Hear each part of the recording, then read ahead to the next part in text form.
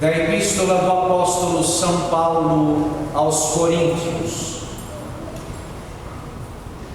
Irmãos, não sabeis que os que correm no estádio, todos correm, não há dúvida, mas um só é que alcança o prêmio. Correi, pois, de tal maneira que o alcanceis. Os atletas que combatem na arena, de tudo se abstêm. Eles, para alcançar uma coroa corruptível, nós, porém, uma coroa incorruptível. Quanto a mim, corro, mas não como a aventura. Combato, mas não como quem esgrime no ar. Ao contrário, castigo o meu corpo e reduzo-o à escravidão. Não suceda que, tendo eu pregado aos outros, venha depois a ser reprovado. Não quero, pois, irmãos, que vós ignoreis que nossos antepassados estiveram todos debaixo da nuvem, e que todos passaram no mar, e todos foram batizados em Moisés, na nuvem e no mar. E todos comeram do mesmo alimento espiritual, e todos beberam da mesma bebida espiritual, porque bebiam de um rochedo espiritual que os seguia, rochedo este que era Cristo.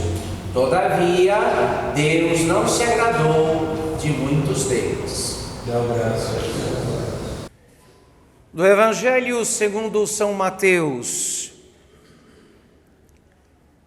Naquele tempo disse Jesus aos seus discípulos esta parábola: o reino dos céus é semelhante a um pai de família que, ao romper da manhã, saiu para contratar operários para a sua vinha.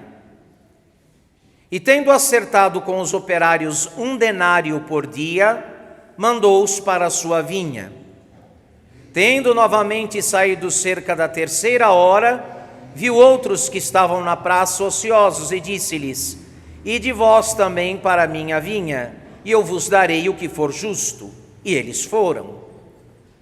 Saiu outra vez cerca da hora 6ª e da hora 9ª, e fez a mesma coisa.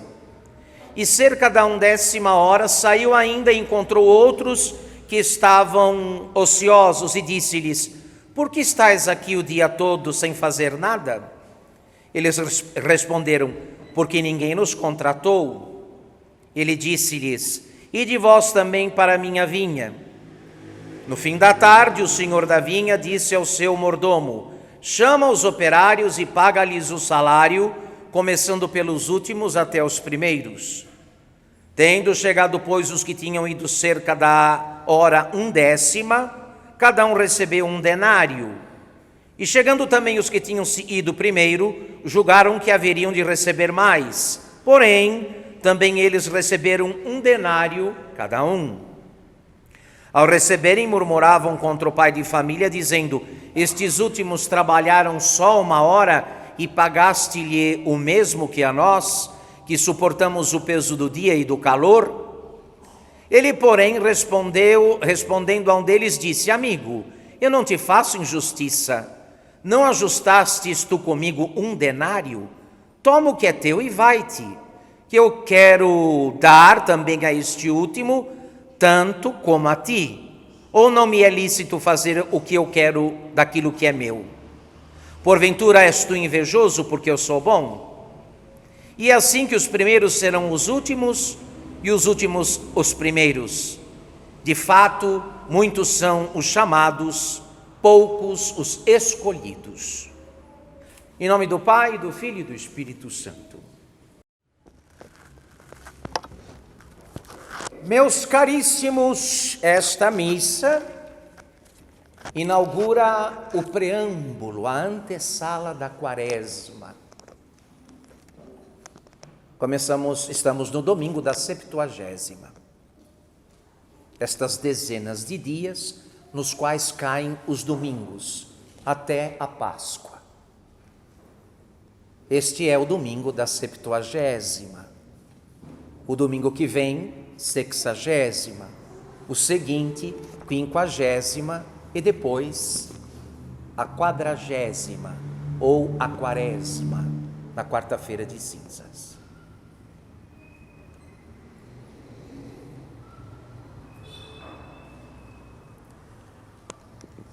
Nunca o tema da necessidade da conversão, do voltar-se para Deus, do renunciar às criaturas, do purificar-se dos afetos dos desordenados, este tema diz respeito a todos indistintamente.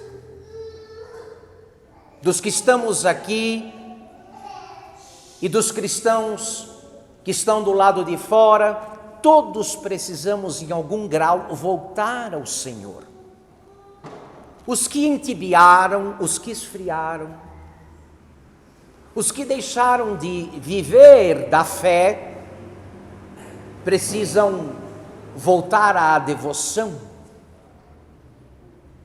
Os que são devotos, os que praticam a fé, precisam passar da devoção para a perfeição ou santidade.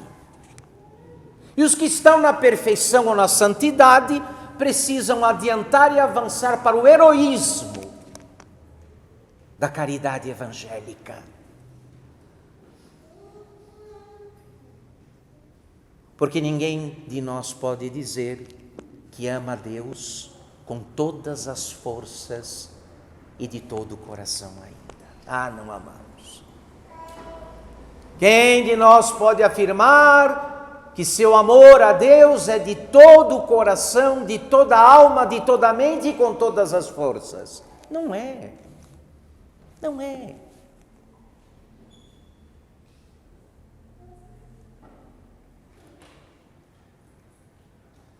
Por isso o Senhor nos diz hoje: vai trabalhar na minha vinha.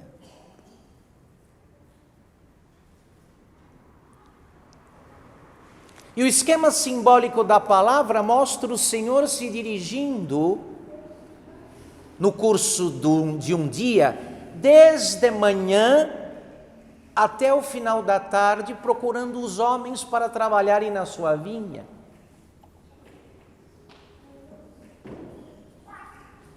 Porque todas as horas são de Deus.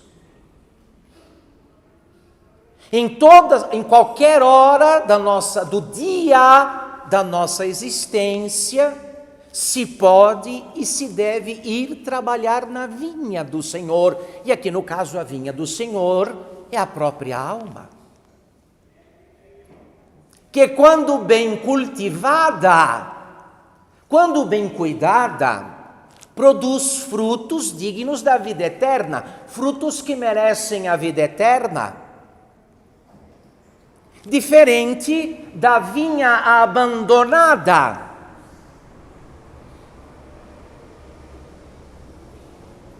que se torna pasto dos animais, que seca e depois é queimada. Torna-se pasto dos animais selvagens, do javali da mata, como diz as Escrituras, resseca e só serve para queimar. Para queimar. Por isso diz o Senhor: vai trabalhar na minha vinha. Ele diz isso aos que estão nas primeiras horas da vida, da existência, na juventude, na adolescência, na juventude, aqueles que já se adiantaram um pouco, que estão na media vita, na metade da vida, aqueles que, como nós, têm mais passado que futuro. Não se esqueçam, muitos de nós têm mais passado que o quê? Que futuro. E para estes que já chegam no ocaso da existência, é preciso ir trabalhar na vinha.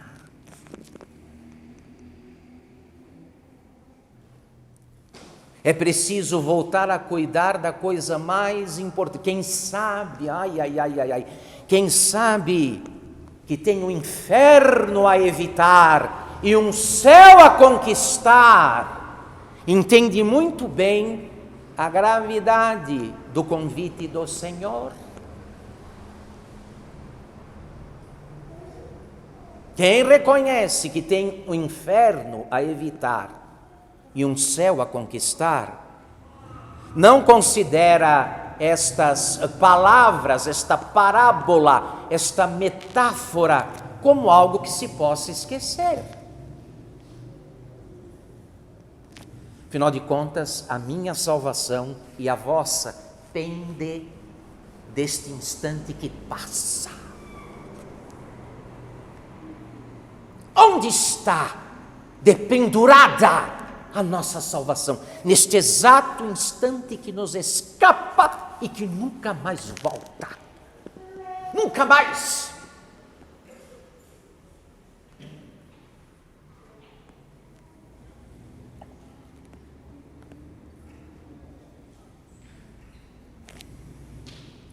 Ele poderia dizer a nós, sobretudo a gente que como eu, a pessoas que como eu, ouviu o chamado dele lá na infância. Poderia dizer, mas eu já te chamei, você não ouviu. Te chamei logo no início, logo no começo, você fez ouvidos moucos. Deu preferência a outros chamados, a outros apelos. Lamento, sua vez passou, sua chance está perdida. Poderia dizer, e se dissesse, não cometeria nenhuma injustiça. No entanto, vejam os senhores, chegamos vivos e com alguma disposição neste vestíbulo, neste limiar da quaresma, que é a 70ª, para mais uma vez tratarmos daquela realidade a respeito da qual nosso Senhor, se dirigindo a Marta, disse: Marta, Marta, tu andas ocupada e atarefada com tantas coisas. No entanto, uma só importa. Maria, tua irmã, escolheu a melhor parte e esta não lhe será tirada. Esta não lhe será tirada.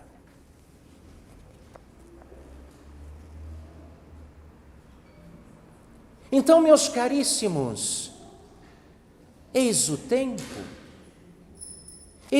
que foge e não volta. Eis o tempo de salvação, porque agora, pelo ministério da igreja, nossa mãe, nosso Senhor nos dirige este convite: vai trabalhar na minha vinha. E se trabalhares bem, te será dado depois o denário da vida eterna.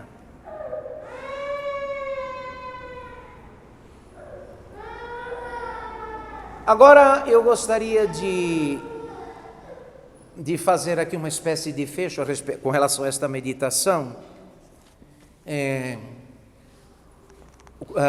Logo mais, quando iniciarmos o tempo quaresmal, estamos agora entrando no ciclo pascal, não é? Quando entrarmos na quaresma propriamente dita, aí vamos escolher aqueles remédios penitenciais mais adequados para cada caso, para o nosso caso de modo particular. Mas é preciso reconhecer a enfermidade. É preciso reconhecer que se precisa do remédio. É preciso agora fazer o diagnóstico da alma. E eu digo isto, meus queridos, não por causa de faltas propriamente graves, não por causa dos pecados mortais, mas por causa destes maus hábitos. que às vezes trazemos desde a infância e que se arraigaram, criando em nós uma espécie de segunda natureza, porque o hábito cria uma segunda natureza, pela qual as pessoas nos identificam. Tipo assim, olha, o fulano, o tal do João, come muito. A tal da Maria fala demais. O tal do Joaquim é preguiçoso. Nós temos um nome próprio e o sobrenome do nosso pecado. Vejam, senhores. E não damos muita importância, porque não sentimos de modo imediato o estrago e o dano que estas coisas provocam, nos impedindo o adiantamento, o avanço e o progresso na vida cristã, por um lado.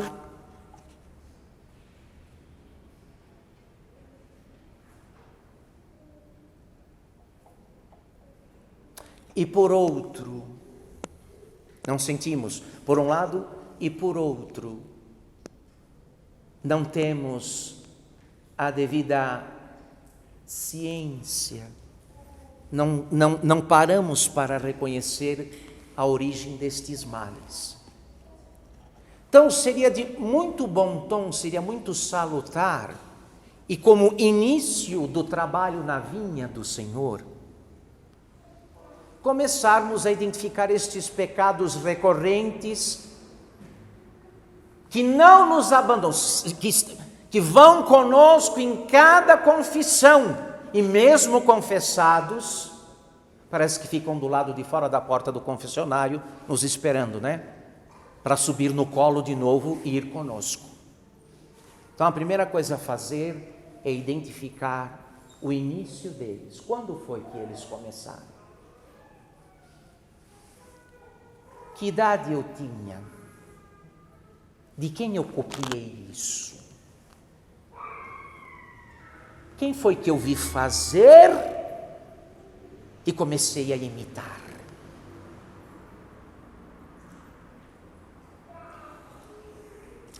Qual é o remédio? Qual é o remédio adequado para esse tipo de comportamento, de conduta? Que não é pecado mortal, não.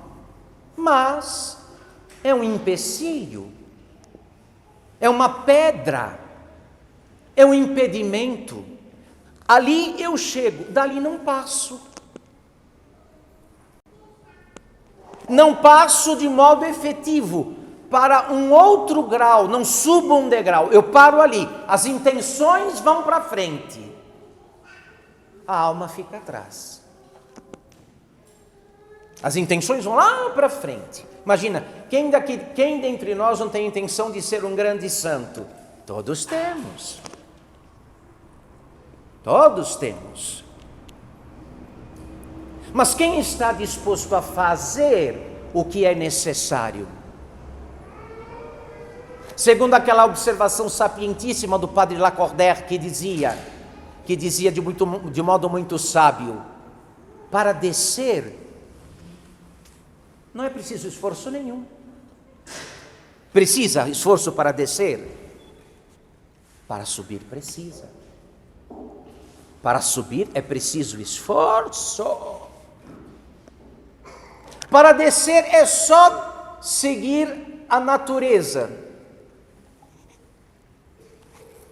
Deixar a natureza, ela empurra tranquilamente para baixo, sem necessidade de maiores esforços. É uma inércia natural. Para descer, para subir não. Para subir não.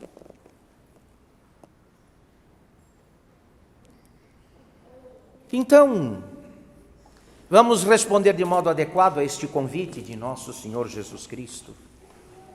Vai trabalhar na minha vida, na minha vinha, e eu te pagarei o que for justo.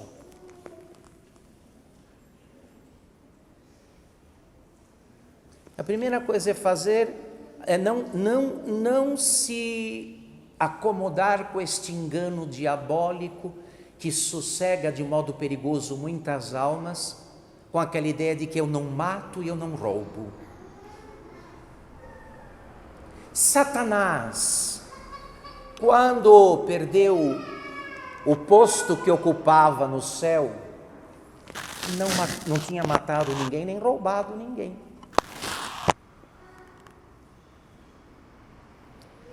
Até onde se sabe, o inferno não foi feito só para ladrões e assassinos. Satanás não precisou matar nem roubar para ir parar onde parou. Então essa história de que, dessa autojustificação cega e louca, de dizer, mas eu não mato, eu não roubo, isso não passa de um engano.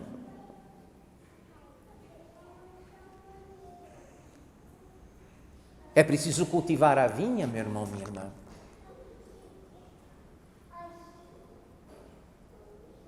É preciso cultivar a vinha, porque o mais correto com relação a esse tipo de coisa é dizer, eu ainda não matei e não roubei, ainda.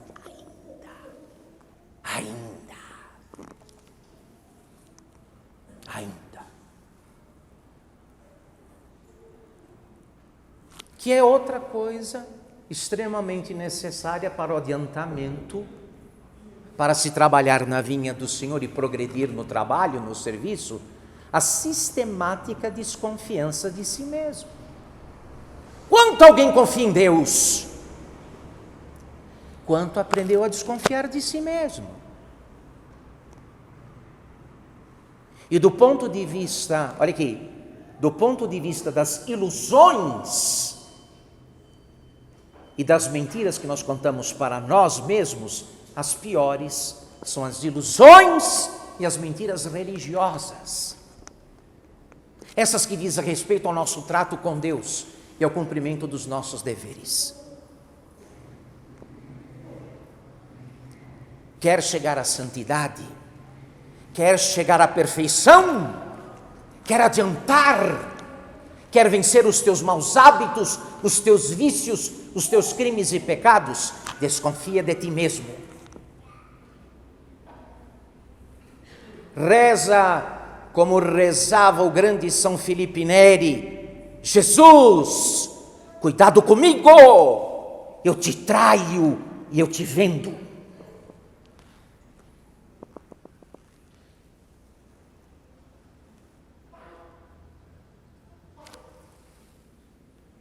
Por favor,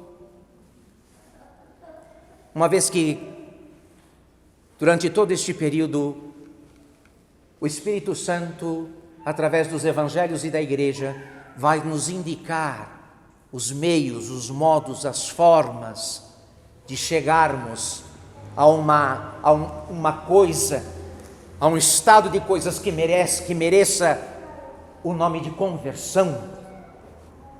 Não deixemos de passar agora o que o Senhor acaba de nos sugerir, o convite que Ele acaba de fazer. Vai trabalhar na minha vinha. Vai lá ver onde o mato cresceu. Onde as videiras se encheram de folhas secas, de cipós. Vai podá-las. Vai revolver a terra. Volta à tua vinha, a vinha da tua alma. Veja lá onde a cerca está rompida, onde está o rompimento da cerca que deveria proteger a videira. Repara o estrago manifestado pelos teus excessos, pelo abuso que fazes das criaturas, pelo tempo que perdes com aquilo que não é nada.